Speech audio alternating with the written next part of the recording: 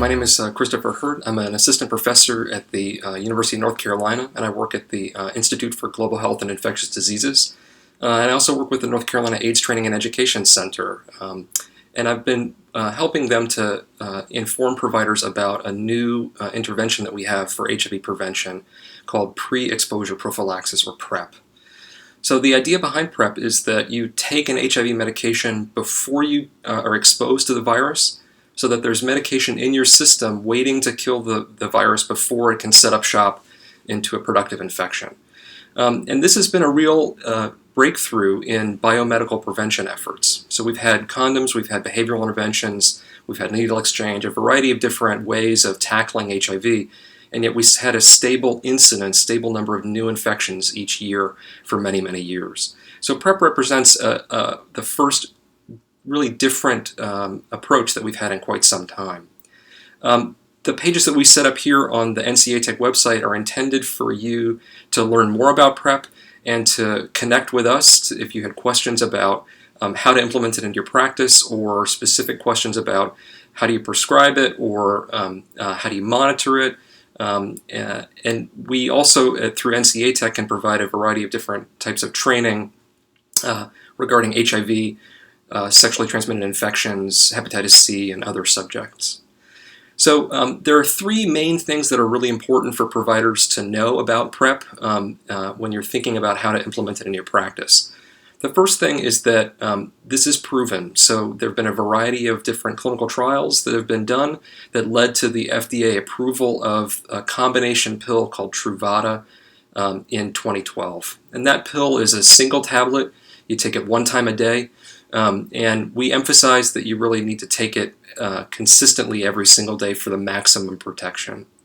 But study after study after study showed that if you take it as directed on a daily basis, that you really do get very good protection against HIV, with a protective efficacy that's over 95% among people who adhere to the way that it's prescribed, so that daily use.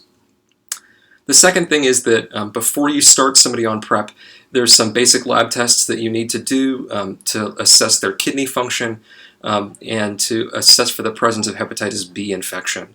The rationale for that is outlined here on the website, but it's important because Truvada treats hepatitis B, and so it's important to rule that out at baseline, because if somebody starts on Truvada and then stops it for some reason, then they could have a flare of their hepatitis B and get quite ill.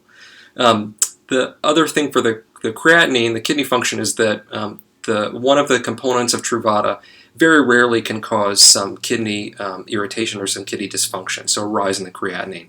And so assessing that at baseline helps you to know where you're starting from and to assess any problems later on.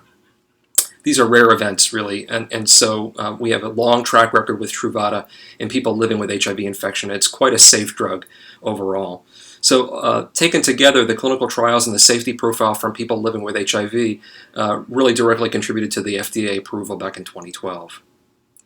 The last thing that it's important to emphasize is that HIV testing has to be a critical component of PrEP delivery.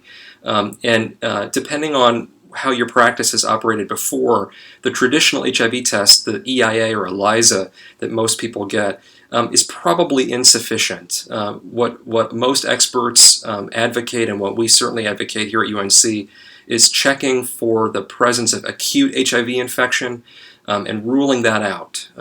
That requires using a different kind of test called a fourth generation HIV test that includes an antigen component, so P24 antigen, as well as antibody testing that's similar to the EIA that you would have gotten in the years past.